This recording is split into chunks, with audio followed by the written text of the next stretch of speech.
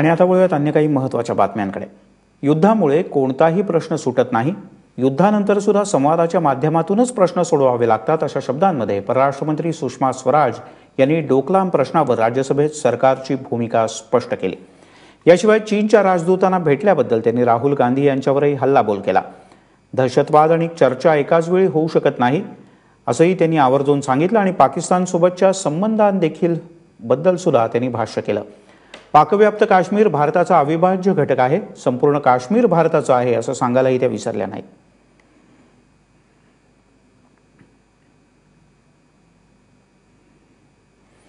राज्यसभेत बोलताना सुषमा स्वराज यांनी नेमके काय मुद्दे मांडले आपण पाहूया।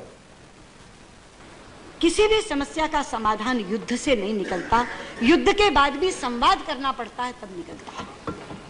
युद्ध अपने आप में समाधान नहीं देता, जीते हारे लोग भी टेबल पर बैठते हैं तब समाधान निकलता है। तो बुद्धिमत्ता का तकाजा यह है कि युद्ध बिना किए संवाद कर लो और उससे रास्ता निकाल लो तो वो कहीं ज्यादा बेहतर है। से यहाँ तक युद्ध की तैयारी का सवाल है, सेना है यहाँ और वो सेना होती ही युद्ध के लिए, लेकिन युद्ध से समाधान नहीं निकलता। इसीलिए मैं कह रही हूं धैर्य और भाषा संयम और डिप्लोमेटिक चैनल्स, इन्हीं से निकलता है समाधान। सबसे बड़े प्रमुख विपक्षी दल के नेता ने चीन की स्थिति को जानने के लिए भारत के नेतृत्व को पूछने की बजाय चीन के राजदूत को बुलाना चाहिए। और अगर मेरी जानकारी सही है तो शायद आप भी उस मीटिंग में मौजूद थे। पहले विपक्ष को भारत का दृष्टिकोण समझना चाहिए था, उसके बाद चीनी राजदूत को बुलाकर कन्फ्रंट करना चाहिए था कि हमारा तो ये पक्ष है। बुरहान वानी का एनकाउंटर यहाँ हुआ और नवाज शरीफ साहब ने वहां खड़े होकर के उसको स्वतंत्रता सेनानी शहीद की संज्ञा दी। उसके बाद से चीजें बिगड़ी।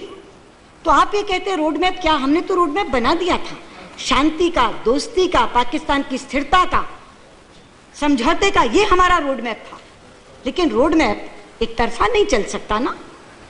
अब आप कहते हैं कि रोड मैप क्या है, तो रोड मैप तय है। Terror and talks can't go together, this is the road map. जिस दिन टेररिज्म खत्म कर देंगे, जिस दिन आतंकवादी घटनाएं करनी बंद कर देंगे, उस दिन वापस वार्ता शुरू हो जाएगी। ये है रोड मैप। रात और दिन हम कहते हैं कि पीओके हमारा अभिन्न अंग है, PoK is an integral part of India, पूरे का पूरा कश्मीर हमारा है। सीपीईसी पीओके के 400 किलोमीटर में से निकल रहा है।